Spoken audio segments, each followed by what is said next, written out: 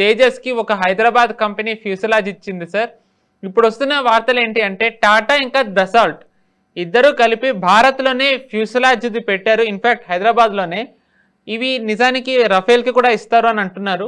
ఇది ఎలా చూస్తారు సార్?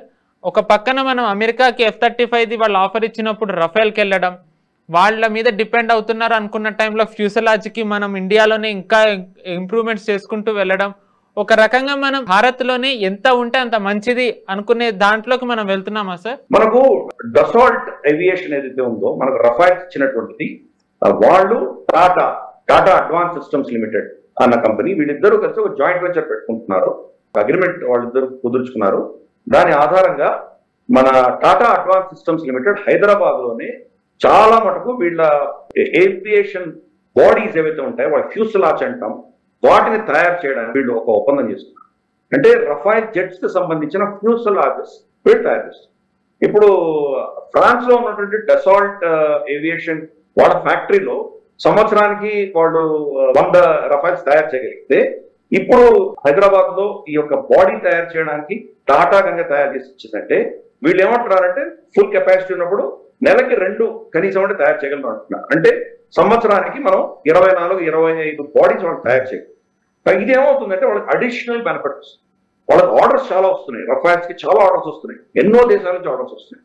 అలాగే భారతదేశం కూడా మనం లేటెస్ట్ గా మన నేవీకి సంబంధించినటువంటి ప్లాట్ఫామ్స్ లో కూడా INS విక్రాంత్ సంబంధించి కూడా మనం డసాల్ట్ కి ఆర్డర్ ఇచ్చాం, రఫైల్ నేవల్ వర్షన్ ఆర్డర్ ఇచ్చాం.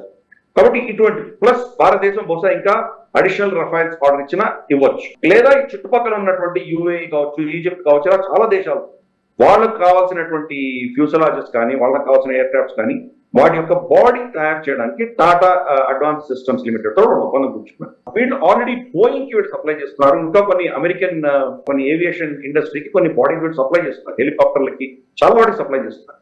సో దాని మెటలర్జీ, ఎందుకంటే దీంట్లో ఎయిర్ క్రాఫ్ట్ అంతా కూడా మెటలర్జీ చాలా కీలకం.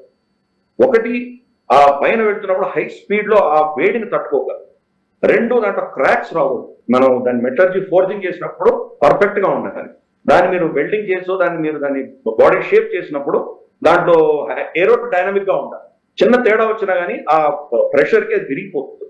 కాబట్టి ఇటువంటివన్నీ చూసుకోవాలి. ప్లస్ దాని మీద వేసేటువంటి పెయింట్ ఆ స్పీడ్ లో కనుక సరిగా పెయింట్ నాశరకం అయితే కనుక అది వెళ్ళిపోతుంది.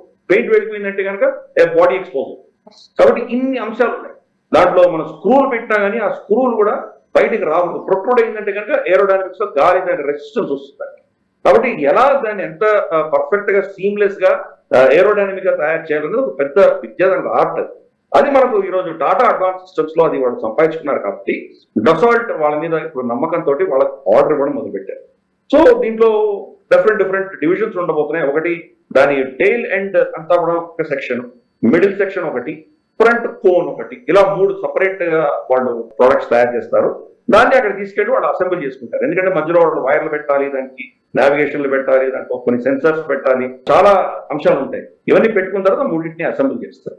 కాబట్టి ఈ బేసిక్ బాడీ ఫ్యూసలాజ్ అంటాం, అది తయారు చేయడానికి ఈరోజు ఒప్పుకున్నారు. కాబట్టి భారతదేశం ఒక ఇంటర్నేషనల్ డిఫెన్స్ ఇండస్ట్రీ ఉన్నదో దాని యొక్క సప్లై చైన్ లాజిస్టిక్స్ లో ఒక కీలక పాత్ర మనం పోషిస్తుంది. ఇది అబ్జర్వ్ చేసుకోగలిగామంటే ఎటువంటి మనకు ఏరోడైనమిక్ గా ఉండి, చాలా లైట్ వెయిట్ ఉండి, చాలా heat resistant, air wind resistant ఉన్నటువంటి మెటలర్జీ మనం తయారు చేసుకోగలిగామంటే రేపటి రోజు మన దేశంలో తయారైనటువంటి యాంకా కావచ్చు, లేదా దాని తర్వాత రాబోయేటువంటి కావచ్చు, ఈ యొక్క అనుభవంతో ఇంకా అద్భుతంగా మనం ముందుకు తీసుకెళ్లేటువంటి అవకాశాలు. కాబట్టి టెక్నాలజీ అబ్జార్ప్షన్ కూడా చాలా పనిచేస్తుంది.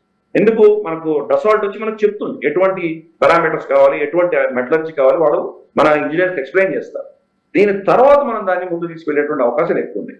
కాబట్టి ఇది ఒక అద్భుతమైనటువంటి మనకు ఒక న్యూస్. అది కూడా మోస్ట్లీ హైదరాబాద్ అని చేస్తారు, లేదా బహుశా ఇంకెక్కడ ప్లాంట్ పెడతారో మనకు తెలియదు. ప్రస్తుతానికి టాటా అడ్వాన్స్ సిస్టమ్స్ కి ఆల్రెడీ హైదరాబాద్ లో మన మల్లేశ్వరం దగ్గర ఎక్కడో వాళ్ళకి ఆల్రెడీ ప్లాంట్స్ ఉన్నాయి. కాబట్టి బహుశా అక్కడే చేస్తారని నేను అనుకుంటున్నాను. స్పేస్ సరిపోకపోతే బహుశా తెలంగాణ గవర్నమెంట్ ఆఫర్ ఇవ్వచ్చు, లేదా ఇంకెక్కడైనా వాళ్ళకి టాటా చాలా దేశవ్యాప్తంగా వాళ్ళకి చాలా సైట్స్ ఉన్నాయి కాబట్టి ఇంకెక్కడైనా కూడా చేయొచ్చు. కానీ భారతదేశంగా మాత్రం ఈ టెక్నాలజీ వస్తున్నది. ఒక భారతీయ కంపెనీ ఇంతటి టెక్నాలజీతో కూడినటువంటి అంశాలు ఇవ్వగలదు అనే నమ్మకం అడ్వాన్స్ దేశాలకు ఉంది. అంటే మనం పురోగతి ఎలా చెందుతున్నామో, మన డిఫెన్స్ యొక్క ఇండస్ట్రీ ఎలా పెరుగుతుందో అది మనం అందరం గర్వించదగిన విషయం.